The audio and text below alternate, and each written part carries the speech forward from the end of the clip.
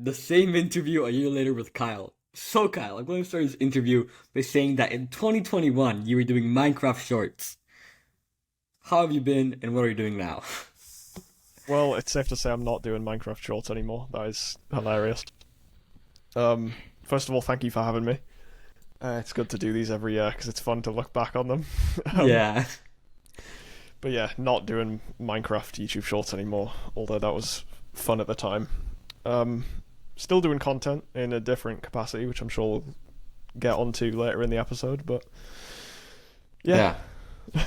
Last time we did this interview, you did the $0 to $1,000 challenge. You were working for another agency doing Blender and NFTs, and I recently quit a job stocking shelves at Aldi. So, can you tell us more about buying and reselling Dead Fella NFTs? And you thought you were going to become a millionaire, and you did it. Well, I don't know, but how did yeah, I that didn't. go? Yeah, NFTs was crazy. I think for anyone else that was in that space at the time, they know what the whole mania was like. Yeah. Um, Deadfillers was an interesting one because I bought it when the project first launched, and then it went up like 1,000% instantly. Um, so I thought I was a genius trader, like right off the bat. So then I bought another one. I sold the first one for profit. I was like, sick. I just made like $1,000 off of a JPEG image of a zombie. And then I bought a second one and probably lost all of the gains I made on the first one. But yeah, it wasn't just profile picture NFTs at the time. There was a load of other stuff I bought, art related things. That was probably the best part about NFTs at the time. So it wasn't all bad. Made some cool friends as well. You actually ended up like starting your own like NFTs, like landscape NFTs, and they actually sold out in 24 hours. And you had a Yes. Twitter account where you promoted them. Do you still use that Twitter account, or is it inactive? Good question. At the moment, no. I go on occasionally just to look at what other people are doing. Mm-hmm. But no, haven't used it in a while. Haven't launched any projects since. Yeah, but the first one I launched did really well. I think people just liked the art. I had good friends at the time that were also into it. So yeah, it did quite well. Are you planning to launch any more projects, or is that in the past? Um, who knows, honestly. I still like making things, so if I ever get back into 3D and the opportunity comes back up, I don't see why I wouldn't launch another one. Um, I still believe in the whole tech surrounding crypto and Yeah, yeah. like owning digital assets and stuff. I just don't want to buy profile picture NFTs anymore. Yeah, There's other that parts is to way in the NFTs that past. are more Yeah. valuable, I guess. Yeah. Yeah. Like I mentioned, last year you were working with another agency, and now you have your own. How was that, process of change like? Yes, I don't think we've spoken about this, but I technically don't own my own agency at the moment, but we'll get onto that in a second. Oh. So yeah, it was the end of 2021. I started in an agency called Mirror Media Marketing, ran by Derek Moroshnik. If he's watching this, shout out to him. But that's kind of how I got my start in professionally editing videos, which is quite cool. So yeah, for anyone that doesn't know, it was still is a short form like distribution agency. So we take podcasts like this, chop them up into like the best sections. It's the whole Andrew Tate model basically. Yeah, yeah. Take the best sections of a podcast, they go viral as shorts, keep doing it, podcast grows, that kind of thing. It was easy edits really. And then since then it's kind of just expanded into different clients, bigger projects. And yeah, it's been fun to kind of grow the client base and get better as an editor. So what do you mean by not owning like your own agency? Are you now part of the same one, or how does that work? Yeah, so in December 2022, so a year on from joining that agency, I left to set up my own. And then maybe 5 months ago, I got like extremely burned out from the agency just because Mm-hmm. systems weren't in place properly. I was editing for like 5 or 6 clients myself, and I had a team running part of it as well. There was just a lot going Whoa. on. So I'm still editing videos as like a freelance basis, but it's not an agency. Do you regret anything or not having done something since 2021? Like, No, I wouldn't say I regret it, because even though the burnout obviously isn't fun, I don't regret it, because, there's always lessons in the difficult parts of any sort of career. It taught me what not to do moving forward, which has been very helpful. And yeah, don't really regret What any of it. about what about like Minecraft shorts, like Blender? Do you regret any of that, or are you happy you did it? To be fair, the Minecraft shorts is funny to talk about, but I don't regret it. It was actually quite fun. Yeah, yeah, I wouldn't do it now, but it was fun. yeah. Like Yeah. there isn't like a before you could do Minecraft shorts and get like 1,000 subscribers in like a week, like Yeah, I mean, that 20,000. literally Now happened. it's a lot harder. Yeah. What is it like editing famous influencers? Yeah, a lot of people ask me what it's like editing for people like Tom Noski, Luca Pearson, there's a bunch of others as well, Sebastian Jeffries. They're... How do I word this? People think that the influencers on Instagram are like levels above everyone else, but it's just because they've been doing it way longer. Like, they're just the same as everyone else. Yeah. They have their own problems. They struggle with certain things. They send footage later than they're supposed to. Like, they still mess things up. It's Regular great people. to work with them, but yeah, exactly. They're regular people. It's cool to get the opportunity to work with them because it just levels up my own editing as well. Like, specifically working with Tom got me into editing on After Effects. So still editing on Premiere, but then adding in like extra effects with After Effects. So just having the opportunity to work with Tom leveled up my editing a lot. Same with, if anyone knows This Is George on Instagram. He's really good with sound effects, and it made me like hyper aware of like stacking sound effects in the timeline, because previously I just didn't really pay much attention to it.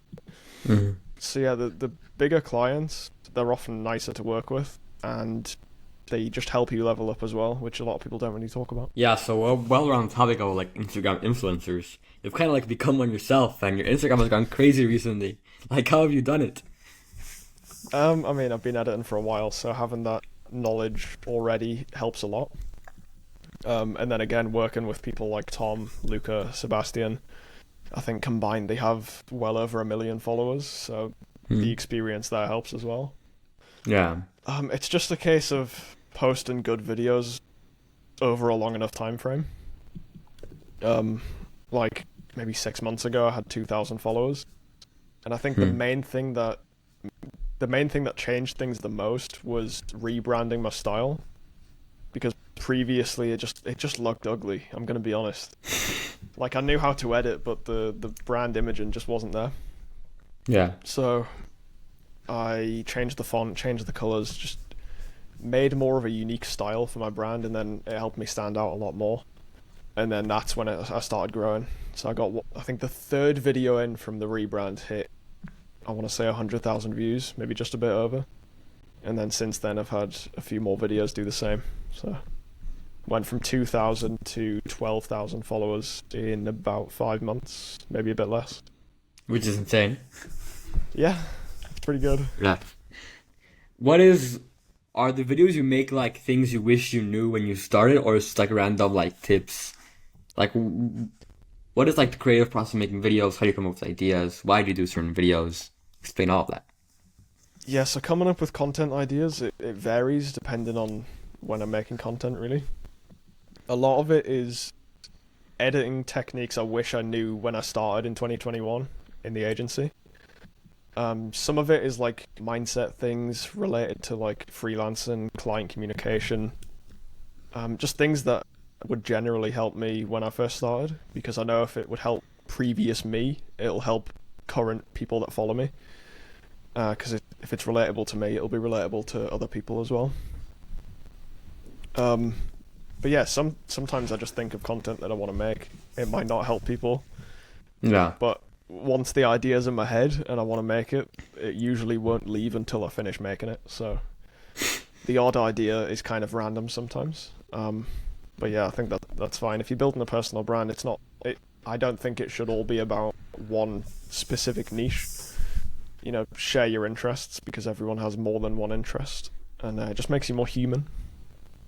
And then people are actually following you for you instead of the niche that you're talking about, which is helpful. Yeah, because if they follow you for you can basically do anything with your brand You can post whatever you and change want. into any niche. Yeah. Yeah. So you have a lot more liberty than if you stick to a niche. Like you depend on that niche and how well it does. So It's the you're same right. reason Logan Paul went from Vine to WWE and boxing and Prime and all this Yeah. random stuff. There's no link really between all of them apart from him.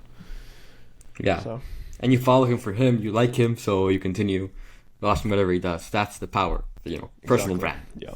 Yeah. So let's talk about some topics you recently discussed in videos. Yes, sir. What is the best way to get clients for your agency or if you're doing freelance work? I always go to the networking point. So to get clients, the best way I've found is people often say like cold outreach, just send 20 emails a day, 6 days a week. But to me, that's always come across like kind of spammy. And when anyone sends me a cold DM on Instagram, I rarely answer it. So I go for more of like a long-term strategy of just networking with people in similar circles to me on Instagram. So most of the people I speak to now that are like also well known on Instagram is simply just through sending a DM. And it creates a snowball effect where once you connect with one person, they obviously also know other people. And just through word of mouth, you start talking to other people and building up your circle gradually. So every client I've worked with so far has just been through knowing someone else. Yeah. And then your name gets passed around and people just start knowing who you are and want to work with you. Yeah, like that definitely does work, but at the same time, cold outreach works amazingly. It's worked so well for other people. Is there like, have you tried it before, and why don't you like it specifically? Like, I know you said spammy, but is there like another reason behind it, or? Yeah, I have tried cold outreach before. Personally, just didn't enjoy the process of sending out emails all day. I know it's worked for other people I know. Like I mentioned Derek earlier. He does cold outreach a lot, and it's worked really well for him. Personally, I just prefer building up connections naturally. I feel like it creates stronger connections as well. You're not just reaching out asking to work with them.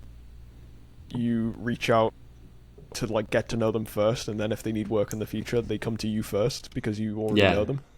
I like doing it that way. It feels more natural to me. Yeah, I agree with what you just said there because there's really relationship there. There's already like Exactly. confidence between the two people. You're not like, I don't know how to say it, but like not like nervous to ask them for like work and stuff like that. It's just like normal. You're already friends with the person.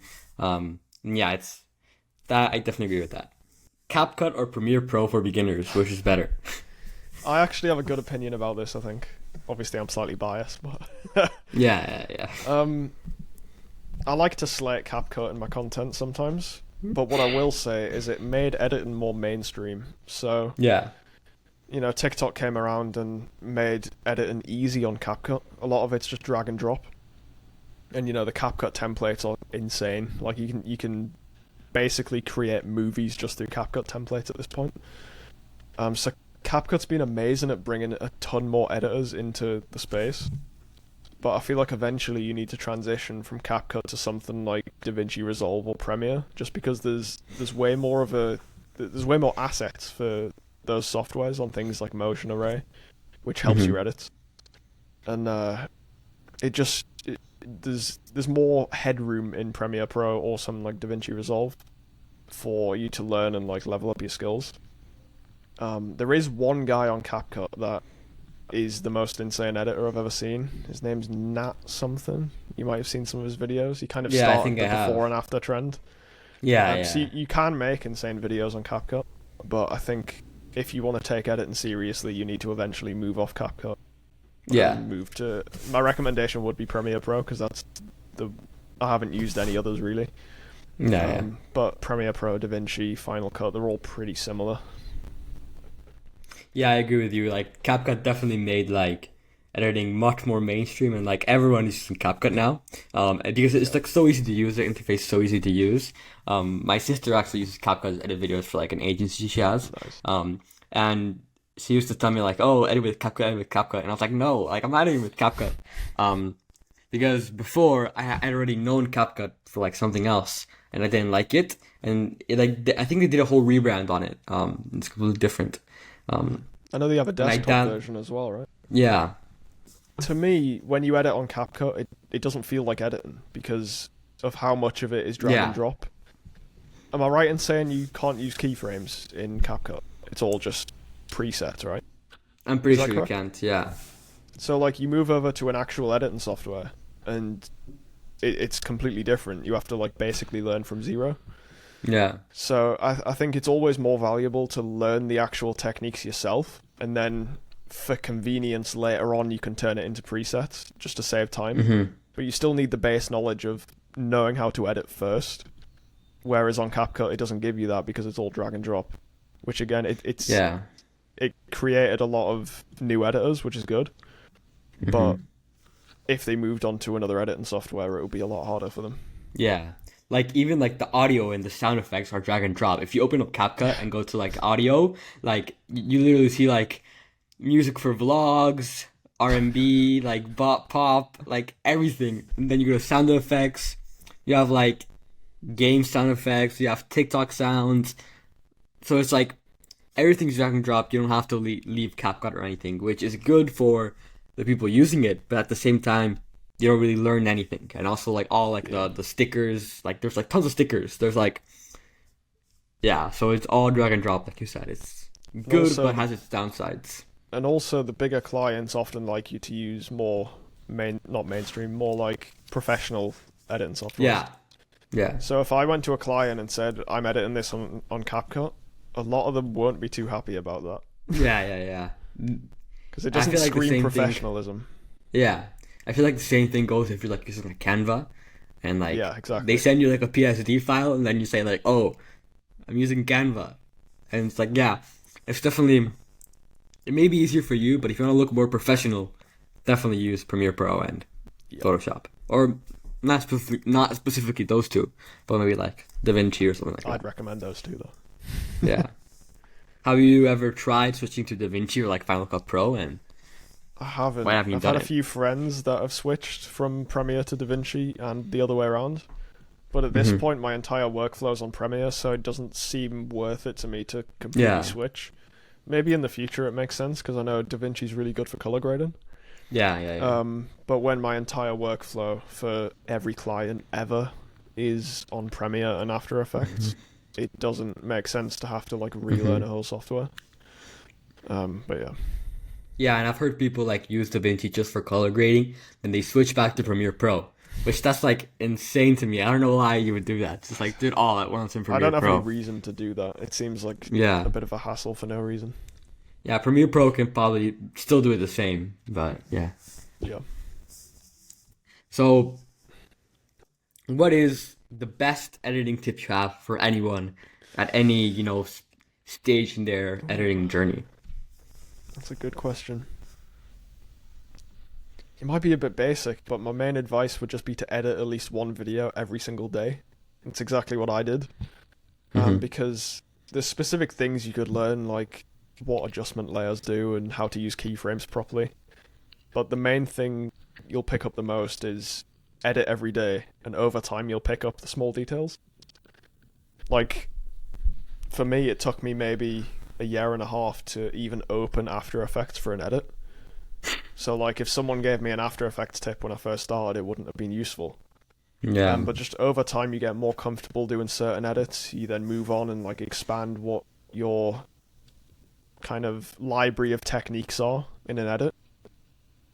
Because when you first start editing, you maybe only know how to zoom in. So then you do a lot of edits where you zoom in a lot because it's your main thing. And then you expand and maybe add like, I don't know, maybe you add sound effects into there as well. And then you can add sound effects and zooms into the next edit. And over time, you keep adding to that like arsenal of editing techniques. But to do that, you need to practice. Yeah, 1% better every day, basically. Exactly. Yeah. What should someone do if they have a client but they feel like they're not being paid enough? I'm probably guessing you've gone through this, so what do you give advice to someone who is going through that right now? Yeah, really good piece of advice one of my friends gave me was in any negotiation, you need to always be willing to walk away. So if you feel like you're not being paid enough, you need to have a figure in your head what you think the work is worth. Don't be delusional about it. If you've just started working with a client a month ago and you think you're worth like 10,000 a month. Chances are you're probably not, but have a reasonable figure in your head. Maybe think about like the realistic probability that the client will say yes or no. If you think they might say no, maybe leave it a little bit longer. But sometimes you can also get like stuck in your head about whether they're going to say yes or no, and it'll stop you saying anything completely. But yeah, main thing is to be willing to walk away, because if they say no and you cave in and stick at the lower rate, the client then knows you're like willing to be stepped on almost. Maybe that's not the right way to phrase it, but like you're going back on what you think you're worth. So some clients might see that as a sign to like kind of see how much they can get out of you, which doesn't really breed the strongest client relationship. You can get quite resentful in a situation like that. But also, if one client says no to a figure that you give them is like a raise, that doesn't mean you're not worth that rate. This is something I heard Gary Vee say recently. Like, don't just stop at one no. Get 10 no's and then realize you need to go back down. Like, if you hear 10 no's at a certain figure, it means you're probably not ready to raise your rates to that amount. But if you get one no and then the second person says yes, maybe it was an issue with the client. Maybe they just personally couldn't afford that rate. Nothing against your services. It just is what it is. You move on. But that's why you need to be willing to walk away as well. Yeah, I was about to say, like, maybe it's like a client thing. Maybe they're not able to afford that. That's also a big thing. You may be worth that, but it's just the client doesn't have the money to, like, pay you, like, $5,000 a month, or maybe, like, $100 more. So also maybe think about that if you're going through that. Yes, sir. So if you could say one thing to yourself when you first started, what would it be? Ooh. Need to think about that one. Say no more often. There you go. Wow. Yeah, I don't know if you want me to expand on that at all. Yeah. Expand on it. Tell us more. I just think it's valuable to obviously say yes to a lot of things in the beginning. But it gets to a point where you should definitely start saying no. Where, like, if projects don't align with you, or, you know, the rate isn't high enough, just back to the whole client rate thing. But in the beginning, I just said yes to everything, and then I'd say yes to so much that the workload would be ridiculous, and then I wouldn't start saying no to things until it became so overwhelming that I just couldn't do any work. Which is not a good place to be. I don't recommend anyone do that. Excuse me. But yeah, say no more often. Don't be as much of a people pleaser. Decide how much you're going to take on and stick to it. Don't let other people's needs be put above your own, if that makes sense. Yeah. And then work's just more enjoyable when you don't take as much on and you're doing it for yourself and not other people's need for your skill or ability. So yeah, I've learned that recently. It's nice to not be as stressed. So it's like kind of like do your own thing and don't care about what other people are saying, basically. Yeah, obviously in the beginning you need to say yes to everything because that's what gives you the experience. Yeah. But once you've got that experience and you find more and more people are like reaching out to you for work, you can then start being more picky with which jobs you take on. Exactly. And it should get to a point eventually where you only ever take on jobs that you enjoy doing. You shouldn't ever take on a job where it's like, I don't really want to do this, I kind of want the money. Because then the work isn't going to be as good for the client. You're not going to enjoy it. If you end up making it like a regular thing and the client expects you to do the work long term, it's just not going to be fun ever. Like, and even if you get a raise in projects like that, it's not worth it because you don't want to do it in the first place. Like, more money isn't usually going to change that. So yeah, just say no to the projects you don't want to do. Yeah, and you're risking burnout, so... Exactly. Yeah. Which I've been there way more times than I care to admit. Yeah. So, say one thing right now to yourself in 1 year for this next interview. I hope you've posted 365 times on Instagram in 2024. Is that a goal? Myself to that for 1 year from now, yeah. I want to post daily in 2024. Let's see if you actually do it. I'm excited. So, we'll return to this next year, and if I haven't, you can shout at me. Yeah, I will. Thanks. So more specifically, do you still see yourself doing Instagram videos, editing for people, or will you be doing something completely new? Because from the looks of things, it's all over the place. Like Minecraft, NFTs, now video editing. So Yeah, it's been all over the place for the last few years, but I think I had to go through the random things like 3D Yeah. work, YouTube Shorts, NFTs, all that to like get more aligned on what I actually wanted to do. I think 2024. Recently I've scaled down the client work because I want to prioritize my personal brand the most. Yeah. I'll still do client projects because there's some good ones that have come up recently that I want to continue doing. And obviously I still edit for Tom Nosky, for anyone that knows who Tom Nosky is. He's like my only recurring client really right now. I love editing for him, so that'll probably continue.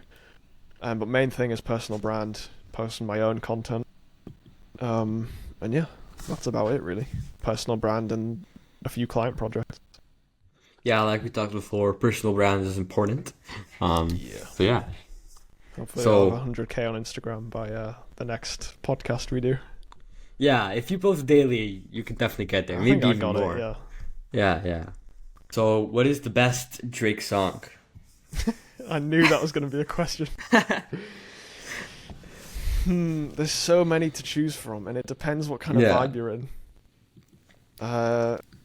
Let me check. Just- because I've listened. For context, in your videos, it's like a joke that you're a really big fan of Drake. So, if you don't know him, that's why I asked that question.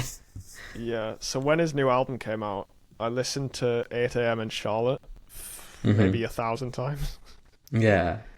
I'm just scrolling through his new album. Maybe I can pick my favorite. There's so many good ones though. What do you think about Grease with DJ Khaled? That's a very good one.